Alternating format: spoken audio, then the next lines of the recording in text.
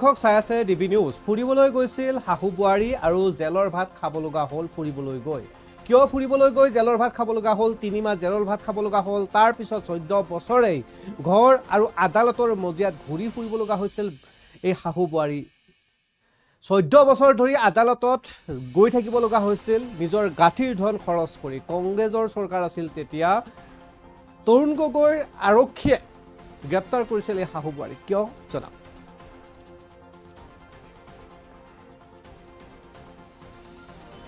গৈছিল লখিমপুৰৰ আত্মীয়ৰ ঘৰলৈ ফুৰিবলৈ, পিছে নদীবান আন্দোলনৰ নেত্ৰী বুলি ৰঙাঘৰৰ আলহী হ'ব লগা হ'ল ঢকুৱাখানৰ দুগৰাকী মহিলা। মিছাতেই ভুক্তভোগী হৈ 14 বছৰে তাঁত বাতি খাইছে আদালতলৈ। মুখ্যমন্ত্ৰীৰ গছৰ খাৰিজ কৰিবলৈ কাটৰ আহ্বান দুই আইতাৰ। পুনৰ জনাইছোঁ, গৈছিল ফুৰিবলৈ আত্মীয়ৰ ঘৰলৈ, পিছে নদীবান্ধৰ আন্দোলনৰ নেত্ৰী বুলি ৰঙাঘৰৰ আলহী হ'লগৈ ঢকুৱাখানাৰ দুগৰাকী মহিলাই। মিছাতেই ভুক্তভোগী 14 বছৰে তাঁত বাতি কাটিছে আদালতলৈ। মুখ্যমন্ত্ৰীৰ গছৰ খাৰিজ কৰিবলৈ কাটৰ আহ্বান দুই আইতাৰ।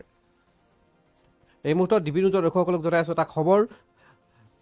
গৈছিল লখিমপুৰৰ আত্মীয়ৰ ঘৰলৈ ফুৰিবলৈ, পিছে নদীবান্ধৰ আন্দোলন চলি আছিল সেই সময়ত, আৰু নদীবান্ধৰ আন্দোলনকাৰী বুলি ৰঙাঘৰৰ আলহী হ'ব লগা হ'ল এই দুই আইতাই। ঢকুৱাখানৰ দুগৰাকী মহিলাই মিছাতেই ভুক্তভোগীয়ে 14 বছৰে তাঁত বাতি কাঢ়িছে আদালতলৈ। এতিয়া মুখ্যমন্ত্ৰীক গছৰ খাৰিজ কৰিবলৈ কাটৰ আহ্বান দুই আইতাৰ। ঘটনাক্ৰম অনুসৰি 2011 চনত তেতিয়া কৃষক মুক্তি সংগ্ৰাম সমিতিৰ নেতা, বৰ্তমান শিৱসাগৰৰ বিধায়ক তথা ৰাইজৰ দলৰ সভাপতি অখিল গগৈকে ধৰি অন্য কেইবাটাও সংগঠনৰ নেতাৰ নেতৃত্বত লখিমপুৰ ধেমাজিত চলিছিল বৃহৎ নদীবান্ধৰ বিৰুদ্ধে গণ আন্দোলন। লখিমপুৰ জিলাৰ বগী নদীৰ ঘাটৰ তিনিআলিত সেই বছৰতেই 16 জুনৰ দিনা পথ অৱৰোধৰে জংগী প্ৰতিবাদ হৈছিল নদীবান্ধ নিৰ্মাণকাৰী সংস্থা বিৰুদ্ধে। আৰু সেইদিনাখনেই ঢকুৱাখানাৰ 2 নং কাঠগাঁৱৰ ঘৰৰ পৰা লাহেশ্বৰী চুতীয়া আৰু প্ৰতিভা চুতীয়াই শাহু বোৱাৰীয়ে লগত হৈ ফুৰিবলৈ গৈছিল লখিমপুৰৰ আত্মীয় ঘৰলৈ। তেওঁলোকে যোৱা বাছখনতে গৈ ঘাগৰৰ প্ৰতিবাদস্থলীৰ ওচৰত আবদ্ধ হৈ পৰিছিল, কিয়নো পথ অৱৰোধ কৰিছিল সংগঠনসমূহে। আৰু এই আন্দোলনৰ সময়তেই দুগৰাকী মহিলাই কিনো হৈছিল বুলি গাড়ীৰ পৰা নামি চাবলৈ গৈছিল, আৰু শাহু বোৱাৰীয়ে তেনেকৈ চাবলৈ যোৱা অৱস্থাতেই আন্দোলনকাৰীৰ ওপৰত আৰক্ষীয়ে লাঠি চাৰ্জ কৰিছিল। আৰু লাঠি চাৰ্জ আৰু কন্দুৱা গেছ প্ৰয়োগৰ ফলত বহু লোকক ছত্ৰভংগ দি পলায় যদিও প্ৰতিবাদস্থলীৰ সমীপত তেতিয়াই কৃষক নেতা অখিল গগৈকে ধৰি বহু সংখ্যক লোকক আৰক্ষীয়ে আটক কৰি নিছিল। লখিমপুৰ সদৰ থানালৈ আৰক্ষীয়ে আটক কৰি লৈ যোৱা আন্দোলনকাৰীসকলৰ মাজতেই গাড়ীৰ পৰা নামি সেই সময়ত কিনো হৈছিল বুলি চাবলৈ যোৱা শাহু বোৱাৰীকো লৈ গৈছিল আৰক্ষীয়ে। তেতিয়া প্ৰয়াত তৰুণ গগৈৰ চৰকাৰ, আৰু তৰুণ গগৈৰ চৰকাৰৰ আৰক্ষীয়ে আন্দোলনকাৰী সজাই এওঁলোকক জেললৈ প্ৰেৰণ কৰা বুলি এতিয়া অভিযোগ আনিছে। সেই সময়ত সংবাদ মাধ্যমত দুগৰাকী মহিলাই নদীবান্ধৰ আন্দোলনকাৰৰ লগত কোনো ধৰণৰ জড়িত নাই বুলি মন্তব্য কৰিছিল, আনকি আৰক্ষীকো কাকুতি মিনতি কৰিছিল, কিন্তু আৰক্ষীয়ে মানি লোৱা নাছিল। এক লাঠিচাৰ্জ আৰু আন্দোলনকাৰীৰ মাজত হতাহতি হৈ থকাৰ সময়তেই এই শাহু বোৱাৰীকো আটক কৰিছিল আৰক্ষীয়ে। আৰু আন্দোলন চলি থকাৰ গোচৰত অভিযুক্ত অখিল গগৈ সেই সময়ত 7 মাহ কাৰাবাস খাটিব লগা হৈছিল।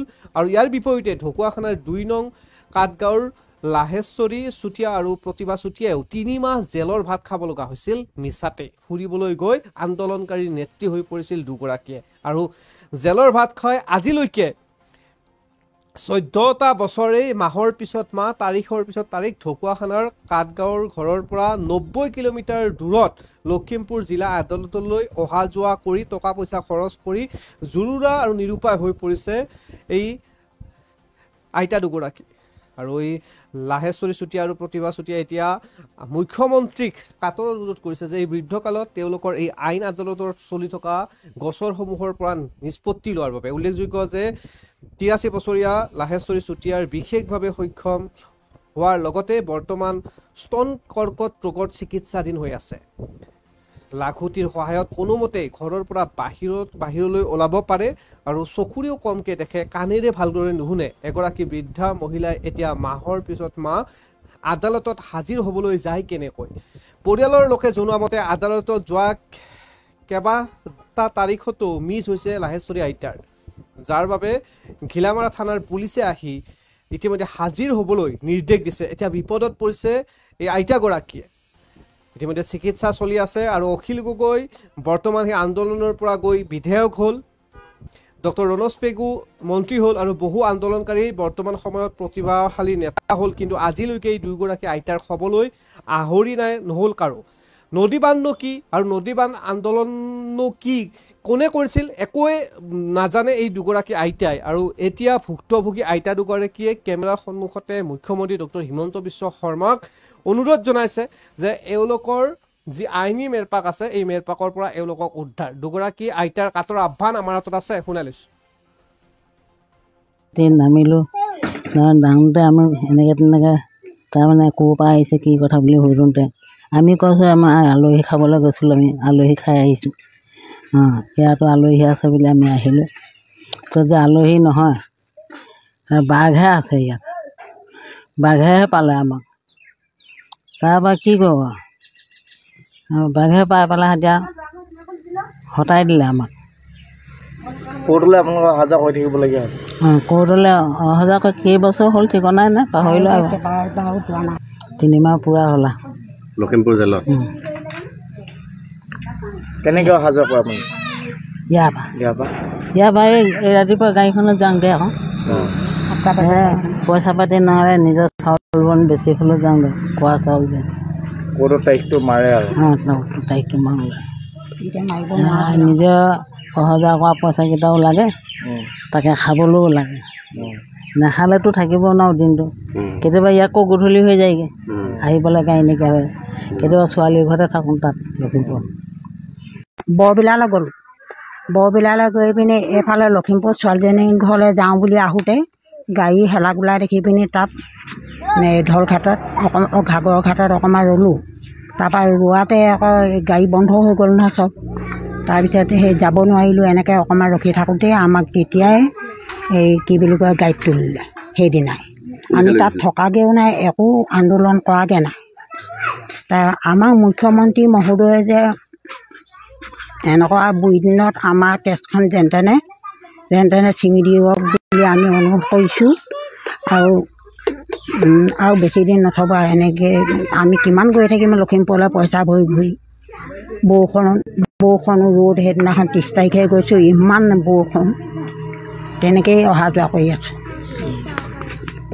সেইকাৰণে আমাক দয়া কৰি যে নগ'লে পুলিচে কিবা কৰে নেকি? এই থানাৰ পৰা পাই যায়হি, ঘিলামাৰ থানাৰ পৰা। কি কৰে আপোনাৰ কোৰ্টত কিবা কয় নাই? একো নকয়, চহী মাৰিবলৈ দিয়ে উকিলে, চহী মাৰোঁ। তাৰপৰা মেজিষ্ট্ৰেটে নামটোৱে চাই পিনি নাম কাঢ়ে, আমুকটো চুতীয়া, আমুকটো গগৈ, তেনে হাতখন দাঙি দাঙি দিওঁ আৰু একো কথা নহয়। আপোনালোকতো ভুৱা গোচৰ অৰ্ডাৰ আপোনালোকক নিলে জেললৈ, 3 মাহ জেলো খালে। সেইবোৰ এনেই আমি পৰিলোগৈ, কিবা এটা দুখৰ দিন আছিল আৰু। মুখ্যমন্ত্ৰী মহোদয়ে যেন দয়া কৰি আমাক কেছখন সোনকালে ছিঙি দিব লাগে। আমি কিমান বুঢ়ী দিনত কোৰ্টলৈ অহা যোৱা কৰি থাকিম। বৰবিলালৈ